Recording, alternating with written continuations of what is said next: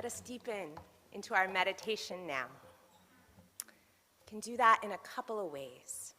You can notice your breath coming in and out. You don't have to change it.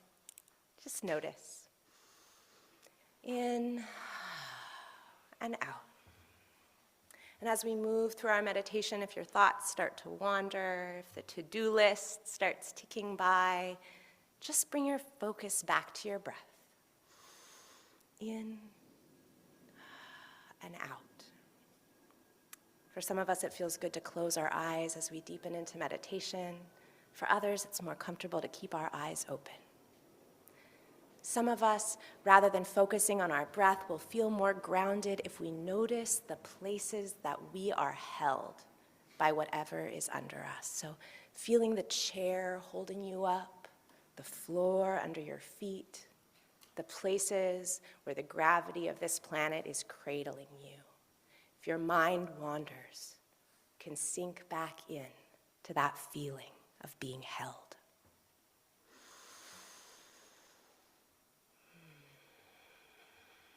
I'm going to invite you now to put your hand on your heart. Your heart has a purpose. It beats to allow the blood, the nutrients to flow through your body, to allow the wastes to flow away. Every day, your heart serves its purpose. Some of us, maybe our hearts need a little help. Maybe a pacemaker, maybe a little medicine. But if you're sitting here today, your heart is serving its purpose, however imperfectly. So thank it. Thank you.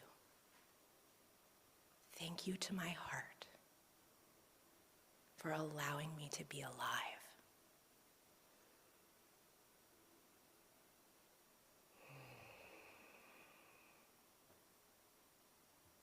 Take a moment to notice your lungs. Your lungs have a purpose. They bring oxygen that we need in from the outside world. And they release carbon dioxide that we don't need to nourish our plant siblings. Some of our lungs struggle with asthma, with long COVID, other conditions. Some of our lungs need help with supplemental oxygen. But if you are here listening to me today, your lungs are serving their purpose, however imperfectly. So take a moment to notice and thank them. Thank you, lungs, for allowing me to be alive today. Your whole body is filled with different organs, different tissues, all serving their purpose, keeping you alive. And yet, the sum of those parts is so much bigger than the purpose of any one of them. Just like us in this community, we come together. And we are more than the sum of our parts.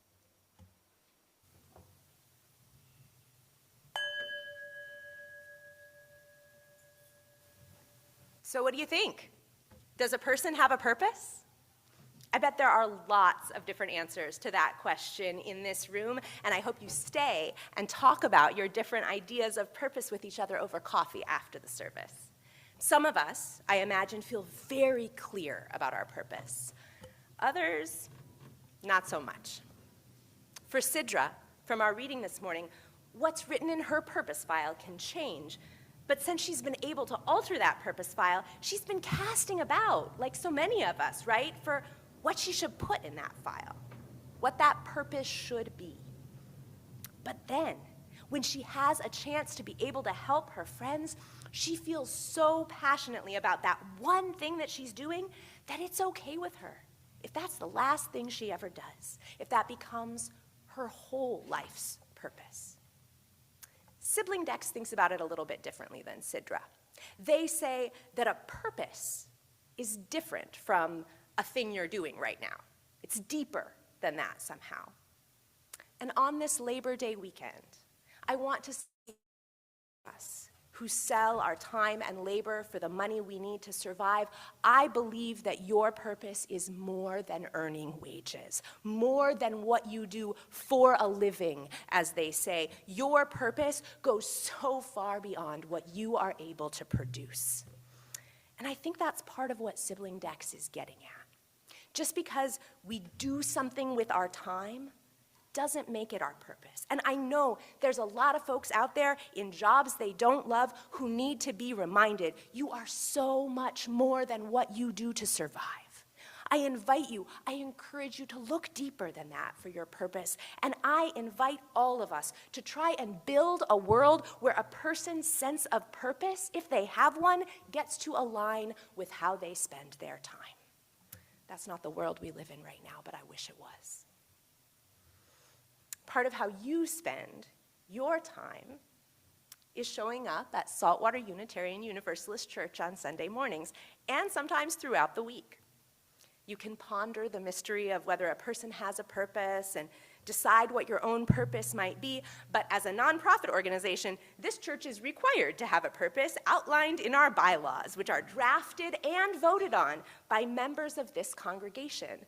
So, like Sidra's purpose file, Saltwater's purpose can be revised and rewritten by the members of this community, and it has been, and I'm sure it will be again. Our church won't have the same purpose forever because we are a faith that values transformation, continuing to embrace the change that is inevitable as time unfolds. For our larger denomination, the Unitarian Universalist Association, so it's like churches are the members of the UUA, right? Their statement of purpose, the UUA's statement of purpose, or Article 2 of the bylaws of the UUA, that has been hotly debated since the beginning, when Unitarians and Universalists came together to become one tradition in 1961 and had to figure out a statement of purpose that would bring them together as one. The purpose of Unitarian Universalism was front and center again in the late 70s and early 80s when women called for removal of sexist language from those 1961 statements of the purpose, which led to the development of the 7 UU principles that served us well for almost 40 years. And then again, last year, in 2024, representatives of member congregations of the UUA voted to adopt a new version of Article 2 that names our 6 UU core values: justice, equity, transformation, pluralism, interdependence, and generosity, with love at the center of it all. All of our values, all that we do, love at the center. Here at Saltwater, Article 2 of our bylaws also holds our purpose statement. You heard it already this morning, but here it is again. To nurture each other, to find meaning and connection in our lives. To contribute to our communities with our hearts, minds, hands, and spirits. We also commit human and financial resources to advance social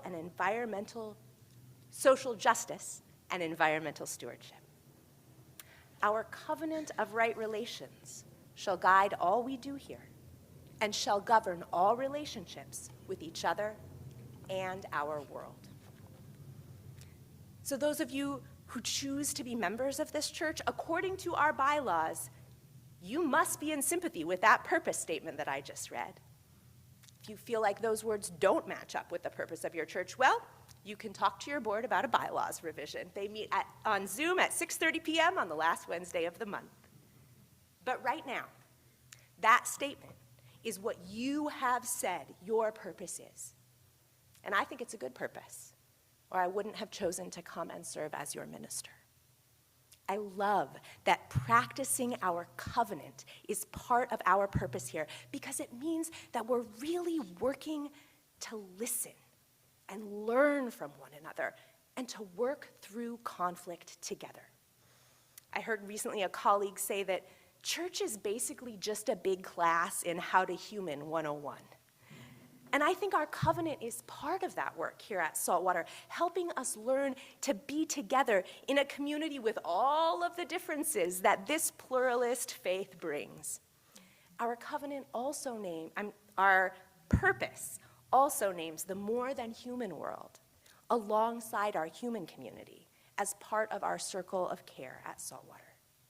It asks us to work for our community. And it reminds us that we can take this purpose beyond our walls and into the wider world. I know of at least one person, I'm not going to name any names, who's told me that they have our covenant of right relations posted next to their door, so that every morning when they leave, they're reminded, this is how I want to be in the world. I want to encourage you. I've got some copies of our covenant out on our mission statement table. Take one home with you today. Hold on to that. That is part of our purpose. And if you don't know what your individual purpose is necessarily, or if, like MOSCAP, you don't actually think that a person has a purpose at all, that's fine, because this congregation has a purpose here to offer you if you feel like you need one. Nurturance, meaning, connection, contribution to the community and to the causes of social and environmental justice. To the members of this church, thank you for taking up that purpose with me. But please, my friends, whatever your relationship to purpose, even if you are called by a purpose that you cannot answer because you're too busy meeting your basic needs, remember that no matter what, you're wonderful. Just like MOSCAP said, no matter what, I know I'm wonderful. Take a moment, my friends. Put your hands on your heart or your belly or wherever feels good and say those words to yourself. Say MOSCAP's words. No matter what, I know I'm wonderful. No matter what, I know I'm wonderful. Feel it in your bones. That's what inherent worthiness and dignity feels like. And then look around you with wonder at all the other wonderful beings that have come together with you to be a church family. This is where we find our purpose, my friends, right here in community.